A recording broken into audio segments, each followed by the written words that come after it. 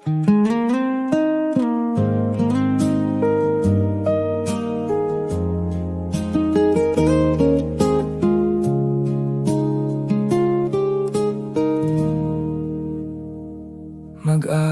5 na naman sa labas, pinapanood ang anino ng bakas.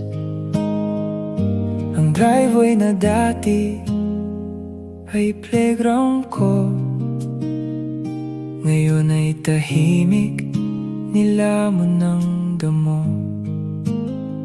Hawak ko ang susi, kalawangin na rin. Sinubukan, pinihit, ngunit ayaw na paabutin.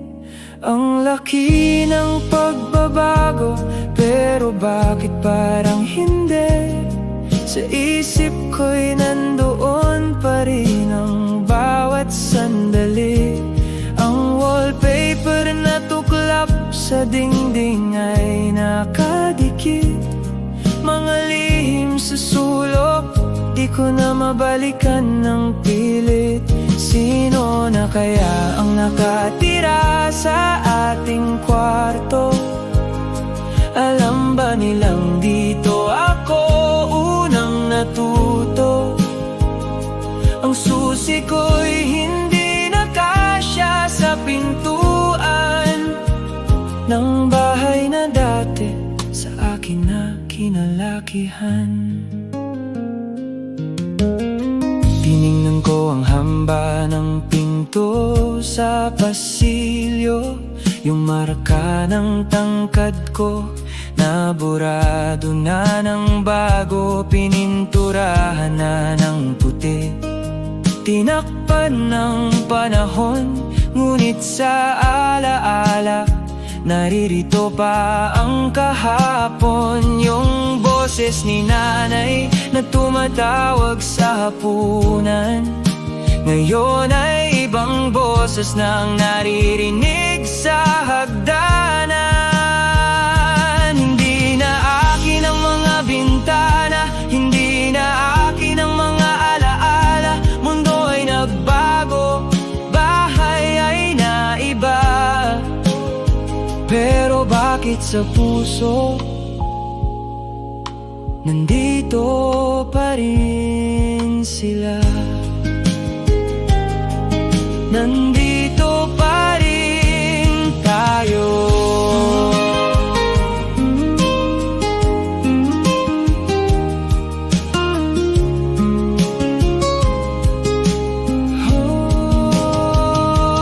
Ang laki ng pagbabago, pero bakit parang hindi?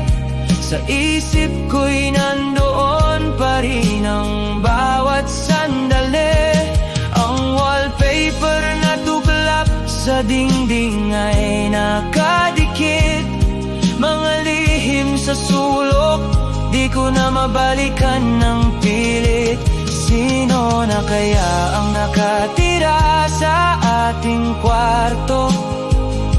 Alam ba nilang dito ako unang natuto? Ang susi ko'y hindi nakasya sa pintuan ng bahay na dati sa akin na kinalakihan. Mag-aalas 5 na, ang liwanag ay dahan-dahang nawawala.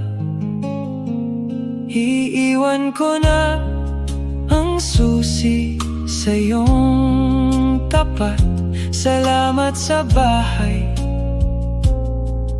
na sa akin ay naging sapat. Hindi nakasya, pero hindi mawawala. Mundo ay nagbago, bahay ay naiba, pero bakit sa puso nandito pa rin sila? Nandito pa